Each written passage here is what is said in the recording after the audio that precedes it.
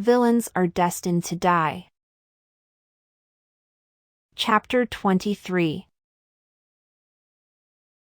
Derek. It was the Duke who stopped Derek from scolding me any longer. "What are you doing, being rude to just burst in here without knocking when I'm talking to her?" Derek's eyes wavered for a split second. He let go of my shoulders and backed up a step. Then he bowed to the Duke. "I apologize, Father. My shoulders hurt a little." I rubbed my one shoulder with my hand as I watched Derek. Why won't he leave?" Derek stood beside the desk and stared at me as if it was the most obvious thing to do. It was the same with the Duke. They both looked willing to hear me out. Phew. Now there's another one I have to deal with. I sighed mentally. All right. I get what you tried to do," the Duke said after clearing his throat once. It was fortunate that the excuse I've thought up beforehand seemed reasonable enough to him. But his questioning didn't end there. "But if that was the case, you could have just set him free after you bought him. Why did you bring him here?" "Isekai is very skilled at martial arts, Father. That's one reason why I bought him with such a price." I started spitting out all the words of excuses that I've prepared to say. "I wish for you to accept Isekai as a knight in training. He seemed quite useful." "As our family's knight?" "Yes. I believe it will be more beneficial to officially train him rather than to make him a servant here where he cannot show off his." I can't stand hearing more of this. Derek cut through my line.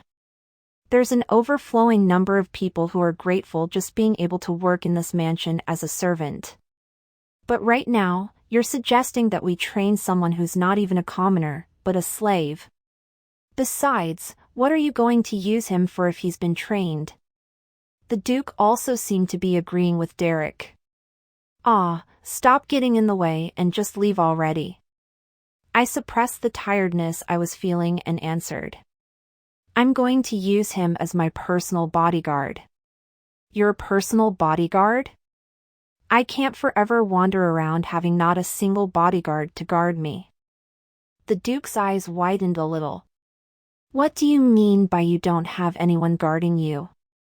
"There are over 20,000 knights working in the Eckhart grounds." "Yes, but I also know that I have a bad reputation among the knights, Father. Isn't that why you didn't make any of them as my bodyguard?" The two both closed their mouths shut. Every noble lady had at least 5 to 6 bodyguards with them. The number of bodyguards for a noble lady increased from there depending on her family's noble rank. When I asked Emily about it, she answered that Penelope didn't have a single bodyguard. If she had to go out somewhere, a knight who had nothing to do would come with her, but that was all. Just how bad did people think of her? I was just guessing when both of them went speechless. That made me go speechless, too, for a moment. That I don't want to entrust my safety to those people who are not willing to protect me. It's not guaranteed that what happened to me today won't happen again after leaving this place. "Leaving?" They both shouted almost at the same time. "What do you mean by that?" "Leaving, I mean," the Duke asked in an urgent voice. "It's just as what I said. I'm an adult now." My eyes widened again at their reaction, then shrugged. "Please allow me to choose my bodyguard myself, for my safety. I beg you, Father, brother." I shook my head. The two didn't say anything to refuse. More like couldn't than didn't. What happened today wasn't entirely my fault. It was a big problem if there weren't a single knight worried enough to willingly follow their master going somewhere alone. Especially when that master's a member of this powerful Duke family that can affect the country. To be honest, I wasn't doing this just to get a knight to guard me. I only needed an excuse for Isekai to stay at the mansion. First. Fortunately, my plan worked.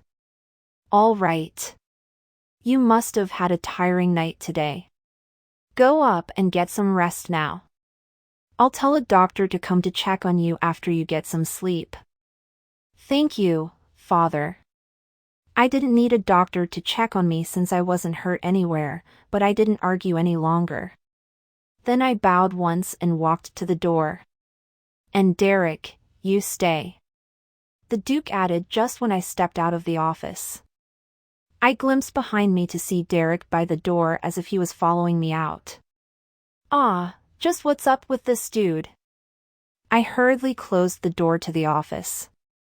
What else did he want to scold me for that he'd want to follow me? Ha! The door I closed didn't open back. I was finally able to let out a sigh of relief.